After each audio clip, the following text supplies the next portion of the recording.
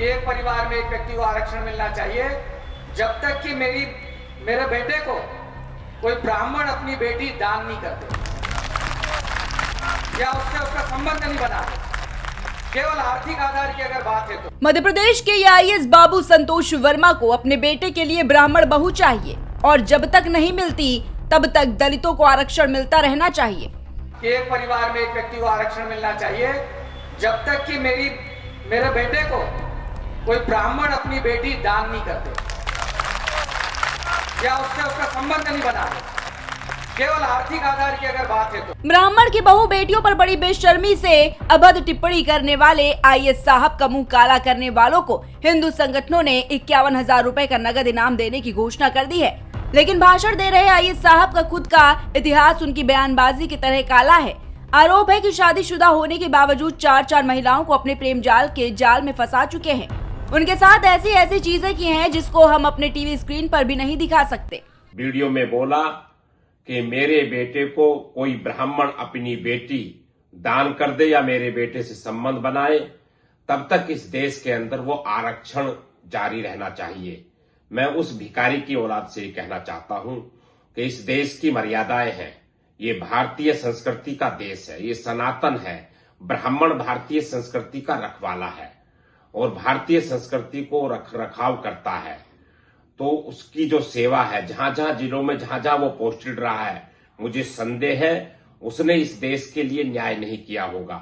उसकी निश्चित रूप से जांच की आवश्यकता है और भारतीय सेवा में रहते हुए उसकी सरकार जांच कराए और उसके खिलाफ ये जो देशद्रोही जो बयान जारी किया है उसके खिलाफ कठोर कार्रवाई करे। बीजेपी विधायक राजेश्वर शर्मा ने आईएएस संतोष वर्मा की जातिवादी मानसिकता पर सवाल उठाए हैं। उन्होंने कहा है कि ऐसे लोग हिंदू समाज की एकता को भंग करना चाहते हैं।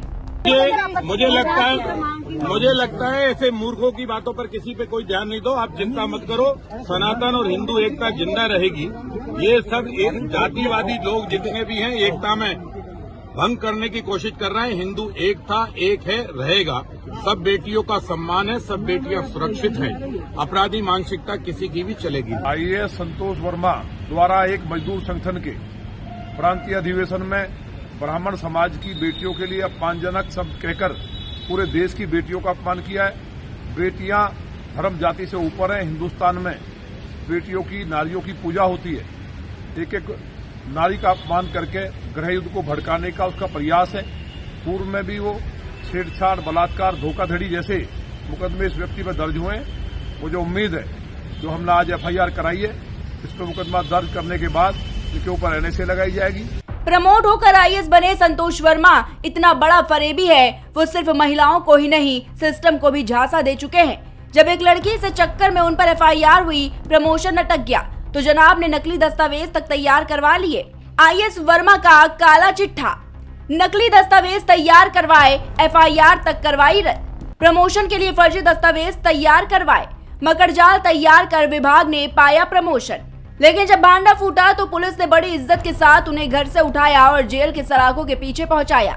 ये मामला साल 2021 का है, जब जेल जाते समय आईएएस साहब मुंह छिपा रहे थे, खुद को बेबस दिखा रहे थे और अब वो इतना बेलगाम हो गए हैं कि भरे मन से हिंदू लड़कियों पर आपत्तिजनक टिप्पणी कर रहे हैं। लेकिन जब इस बयान के खिलाफ विरोध के सुर उठे और जूते खाने की नौबत आ गई तो सुर आईएएस साहब के बदल गए। संतोष वर्मा ने अपनी सफाई पेश करते हुए स्पष्ट किया कि उनका इरादा किसी समुदाय या धर्म का अपमान करने का कभी नहीं था।